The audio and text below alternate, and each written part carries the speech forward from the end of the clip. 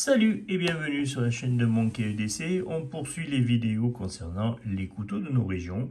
Aujourd'hui, on va s'arrêter sur différentes régions et différentes villes, plus exactement, ou lieux, qui sont connus pour leurs couteaux et puis pour leurs modèles. Alors, plus ou moins appréciés selon les personnes, mais c'est vrai que bon, il fallait quand même en parler.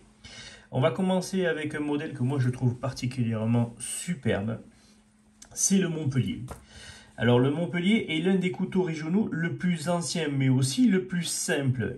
C'est un proche parent en fait du capucin. J'avais déjà fait une vidéo sur le capucin, je vous laisse bien sûr aller jeter un coup d'œil sur le déroulé des vidéos pour voir si jamais vous voulez avoir une information complémentaire.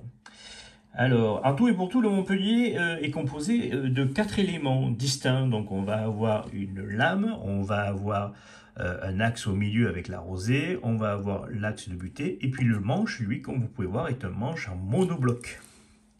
Voilà, c'est-à-dire qu'il n'y a pas de plaquette, c'est une seule plaquette, un peu comme le couteau courtois de notre ami Jean-Charles, voilà, qui a repris ce système-là.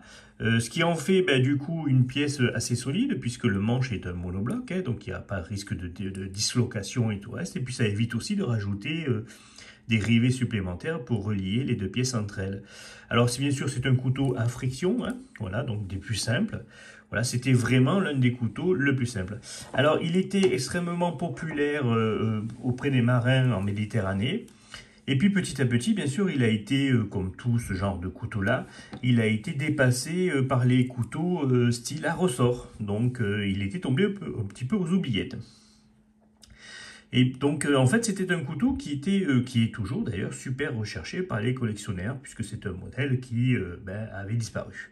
Alors, la maison Cognier, par l'intermédiaire de sa marque Le Lièvre, se rendant compte bien sûr de la chose et de la demande de ce genre de produit-là, a eu tout simplement l'idée de le ressortir. Voilà, donc ils ont ressorti ce modèle-là. Alors, celui-là est un petit modèle, il fait 16,5 cm. On est sur une lame carbone, comme vous pouvez voir, puisqu'elle commence déjà à s'oxyder. C'est un modèle que moi j'ai trouvé sur le site eBay. Mais bon, il était quand même sur le site eBay, il n'était pas donné. À l'heure actuelle, si vous arrivez à en retrouver auprès de la maison Cognier, on tape plutôt dans les 150, voire certains mêmes modèles à 200 €. Tout dépend bien sûr de la matière. Là, ici, on est sur une superbe corne blonde et on est sur un petit modèle 16,5. Il existe jusqu'à donc notre modèle en 21 cm, ce qui en fait vraiment un gros couteau. Alors le Montpellier est caractéristique aussi par cette lame-là, en fait comme ça, un petit peu cassée. Voilà, ce qui fait que vous n'avez pas d'onglet pour pouvoir sortir la lame, puisque la lame dépasse largement. Vous n'avez simplement qu'à la saisir par les deux doigts et à tirer comme ça. Voilà. Et comme bien sûr tous les couteaux à deux clous, si vous avez besoin, vous avez simplement besoin de donner un petit coup ici de martelage pour pouvoir resserrer le clou et éviter que le couteau ne bouge. On peut d'ailleurs s'attarder un petit peu sur la couleur de cette corne que moi je trouve superbe. Autre particularité, il y avait généralement donc ou une bélière ici ou alors un trou pour faire passer un lacet. Pour qu'il puisse simplement attacher le couteau ou alors même pour éviter de le perdre lorsqu'ils étaient en bateau ou l'attacher à sa poche par l'intermédiaire d'une ficelle aussi pour qu'il évite de tomber à la mer. Dans la suite, on va parler de couteau basque. Alors, le couteau basque. Alors, c'est un couteau qui est assez fort au niveau de sa conception. Il est généralement d'une bonne longueur. Ici, celui-là, on arrive à peu près aux alentours des 18. Voilà, il peut être 18, 20 cm jusqu'à 21 cm. Il existe différentes tailles.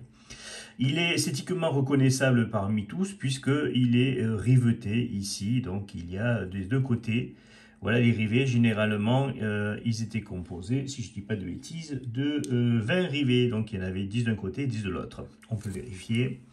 1, 2, 3, 4, 5, 6, 7, 8, 9 et 10. Et bien sûr, vous en avez 10 de l'autre côté, puisqu'ils traversent de part en part. Voilà, c'est l'un de ces particularités esthétiques qui le rend reconnaissable parmi tous, ainsi que sa lame yatagan, de très forte influence espagnole, bien sûr, puisque la lame yatagan, ce type-là de lame venait de la conquête des morts en Espagne. Donc, pour ce modèle-là, on est sur du bois, je crois que c'est de l'olivier, si je ne me trompe pas. Il est reconnaissable aussi parce qu'il a une mitre ici. Alors, c'est un très proche cousin de l'argenais. L'argenais qui était un couteau exactement de la même façon, sauf que la différence, c'est qu'au lieu d'avoir les clous dans le manche, il y était incorporé des petites pièces incorporées dans la corne ou dans le bois pour le décorer. C'était un petit peu ce qui faisait sa particularité. Donc voici quelques modèles de l'argenais et comme vous pouvez constater, bah, ils se ressemblent. Il y a pas...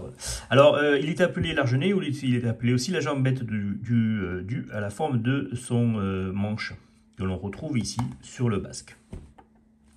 Donc là, par contre, à savoir que celui-ci, le basque, est un couteau à ressort. L'argenais, lui, était un couteau à friction, à 2 clous, avec toujours, bien sûr, cette lame yatagan. Voilà. Et puis, comme je vous dis, ce manche incorporé avec différentes petites pièces. Autre particularité, il y avait 3 rivets avec des rosettes à chaque fois qui faisaient la signature de ce genre de couteau. Mais les deux sont de très proches cousins. Alors celui-là, vous le trouvez encore facilement dans tous les commerces, il n'y a pas de souci. Voilà, celui-là vient de la marque Le Sabot. Il n'est pas très excessif en termes d'achat, on doit se situer entre 60 et 80 euros selon le type d'essence de bois que vous prenez. Le prochain couteau est le Rouennais, toujours de la marque Le Sabot, sur une lame 12 C27, les plus classiques. Alors, avec ses allures un petit peu de couteau de table, le Rouennais est un couteau très simple, en fait, au niveau, et très rustique dans sa forme. Il est quand même, donc, vous voyez, au niveau de son design, on a vraiment l'impression d'avoir un couteau de table que vous pourriez retrouver facilement, quoi. Alors, le Rouennais, excusez-moi, est le couteau emblématique des paysans et des éleveurs normands. Voilà. Il a été surtout commercialisé en Basse-Normandie, mais aussi on peut le retrouver en Picardie. Voilà, deux territoires, bien sûr, qui ont comme culture l'élevage de bovins. Alors généralement, il était aussi le manche était en corne. Particularité, c'est que généralement la corne était bicolore d'un côté et de l'autre, ce qui en faisait un petit peu sa particularité esthétique. Autre particularité esthétique, c'est qu'il est composé de 5 rivets sur le manche pour pouvoir tenir les plaquettes. C'est un couteau, bien sûr, à ressort, des plus classiques. Sa taille peut se situer entre 20 et 25 selon les modèles. Bien sûr, on peut le retrouver plus ou moins grand selon les modèles et la marque qui l'ont conçu. Alors, ces couteaux furent tout au début généralement réalisés par des couteliers normands. Et puis petit à petit, bien sûr, dans les années 1890, ça a été la ville de Thiers qui a récupéré ces couteaux et puis qui a commencé aussi à les fabriquer. Alors, il était proposé en 6 tailles différentes. Et on pouvait aussi, alors dans certains modèles, le retrouver comme les couteaux suisses avec des pièces supplémentaires. Donc vous pouviez retrouver un tire-bouchon, une petite pointe ici, un poinçon pour pouvoir gratter. Et on pouvait même le trouver avec une scie à bois. Ce qui permettait par exemple d'être utilisé par les vétérinaires de l'époque. Alors sa production continua jusqu'à les années 1960, puis après il fut arrêté. Et puis bien sûr, les années récentes, la ville de Thiers a décidé de ressortir ce modèle, donc par l'intermédiaire de la marque Le Sabot. Mais on peut trouver d'autres couteliers de la ville de Thiers qui ont ressorti ce modèle-là. Donc c'est un modèle qui est quand même assez ancien. On va passer vite fait sur le prochain, c'est le Camarguais. Alors le Camarguais, j'avais déjà fait une vidéo dessus, j'en ai même fait 2 si je me souviens bien. C'est un couteau qui moi m'est familier puisque c'est un couteau qui est fabriqué dans le département du Gard, où j'ai passé une bonne partie de mon enfance et mes études. Et donc, il a été réalisé à l'époque par un ancien peintre qui avait décidé de proposer un outil à l'origine pour les cavaliers camarguais. Voilà. Donc on va retrouver bien sûr ici le trident de la Camargue, avec le logo ici qui avait été designé aussi à l'époque. On va retrouver donc le cœur qui représente bien sûr l'amour des cavaliers, des gardiens de taureau à la Camargue. L'ancre tout simplement qui correspond bien sûr à la partie marine de la Camargue, puisque la Camargue est proche de la mer. Et puis, il y avait donc ici, au niveau en haut, le trident, donc que l'on retrouve ici, qui est le trident des Camarguais. Alors, c'est un modèle qui est fabriqué semi-industriellement. On va le retrouver généralement en bois, mais on peut aussi le retrouver en corne, hein, voilà. Alors, c'est un cran, par contre, celui-là, il est verrouillé à l'arrière, au bac. Donc, voilà, à ce niveau de ce modèle-là. La lame est en 12C27. C'est un modèle qu'on retrouve très facilement sur Internet et chez toutes les bonnes coutelleries. Surtout dans le sud de la France, il n'y a aucun souci de ce côté-là. Et donc on ne pouvait bien sûr parler des couteaux de nos régions sans oublier le notron. Alors le notron, depuis des siècles en fait, le notron est fait généralement d'acier, de laiton et de buis blond. Voilà, donc avec une virole tournante, sauf pour ce modèle-là, puisque c'est un petit modèle. Au niveau de la conception du manche, on est un petit peu comme dans l'Opinel, avec un manche unique. Il y a juste ici donc, le passage de scie pour pouvoir glisser la lame. Et puis de la pyrogravure donc, qui est fait avec des motifs qui sont particuliers et propres à cette marque-là, où on retrouve le logo de Notron. Alors, c'est certainement pour les plus grands spécialistes le couteau le plus ancien. Bon, à voir, pourquoi pas. Donc, situé bien sûr en plein cœur du Périgord, la ville de Notron donc, est l'un des lieux les plus anciens de la coutellerie française. Alors cette tradition coutelière date certainement du XVe siècle. Cependant, l'industrie nantronnaise n'a jamais eu l'importance ni la portée de la coutellerie de Thiers, ou celle même de Châtellerault. Alors le Châtellerault, on n'en parlera pas, je ne vous en montrerai pas puisque j'en ai pas. Mais si un jour j'ai l'occasion, j'essayerai de vous faire une vidéo dessus si j'arrive à trouver un de ces modèles-là. Alors, on parle ici plus volontairement d'un artisanat familial pour un marché somme toute local. Jusqu'à la fin du 19e siècle, par exemple, seulement 2 familles, les Bertrand et les Petits, commercialisaient ce genre de produit.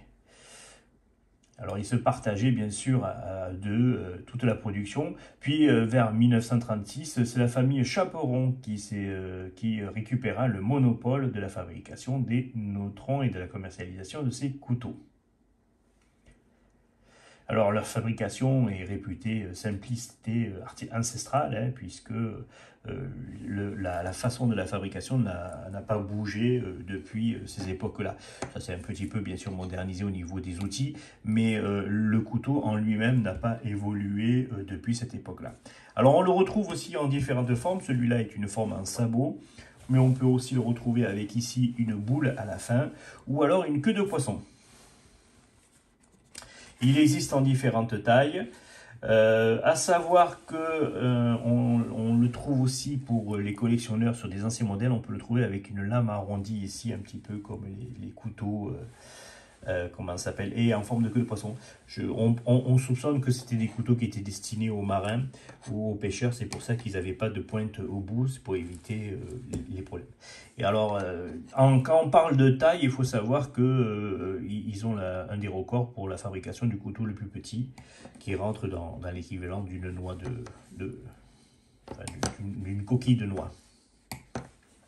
Alors, c'est un couteau que moi je trouve bien sympathique. Dans cette taille-là, ça va encore, un petit peu en dessus aussi. Après, trop grand, moi j'en avais déjà un, je l'ai refourgué à notre ami Jean-Charles Laine, qui en désirait un. C'est pas un de mes couteaux favoris. Dans cette taille-là, ça passe encore, mais c'est vrai que c'est pas l'un de mes couteaux favoris. Et puis surtout, je trouve qu'il est excessivement cher, même si la qualité est là de fabrication et que bon, il y a une partie d'histoire, mais je trouve qu'au niveau, pour ce que c'est un couteau quand même qui reste excessivement cher. Mais c'est mon point de vue une fois de plus. Voilà donc pour cette vidéo qui s'achève où on a parlé de ces quelques couteaux régionaux. Alors celui-là bien sûr est un petit peu plus récent, mais après des modèles comme celui-là ou comme celui-là datent de bien plus anciens, hein, bien sûr au niveau de la conception. Enfin pas les modèles que je vous présente, mais la conception de ce modèle-là. Cette vidéo étant l'avant-dernière, on parlera donc dans une prochaine vidéo des derniers couteaux de région que j'aurai à vous proposer. Et puis après, on passera bien sûr sur d'autres sujets. Je pensais mettre une vidéo, mais ça je vous le rappellerai à la prochaine vidéo. Je pensais commencer une série aussi sur les couteaux traditionnels espagnols. Vous me laisserez dans les commentaires votre avis si cela vous intéresse. J'ai quelques couteaux espagnols des régions à vous proposer, à vous présenter. Enfin, vous les connaissez déjà, mais bon, on pourra faire une petite vidéo récapitulative de ces modèles-là. Si ça vous intéresse, n'hésitez pas de me le mettre. Si vous voulez un autre sujet, bien sûr, n'hésitez pas aussi. Je suis preneur pour des idées, même si j'en ai beaucoup. Le seul souci, c'est le temps de pouvoir les réaliser. C'est ça qui me manque la plupart du temps. Mais les idées, je les ai. Comme d'habitude, je vous laisse vous abonner si ce n'est pas le cas, mettre un petit pouce bleu, poser des questions en bas en commentaire, je répondrai avec plaisir. Certains de ces modèles sont à vendre si ça vous intéresse. Contactez-moi en message privé sur Instagram ou par email si vous voulez, enfin peu importe, je réponds généralement à tous ces genres de messages-là. Voilà, ceux qui me suivent généralement sur YouTube me suivent aussi sur Instagram et des fois aussi me suivent sur Facebook. Donc je suis joignable un petit peu par ces trois canaux. Donc joignez-moi si ça vous intéresse, à savoir bien sûr que les prix seront très intéressants pour certains modèles. Je vous souhaite une bonne journée et je vous dis à très bientôt pour une prochaine vidéo.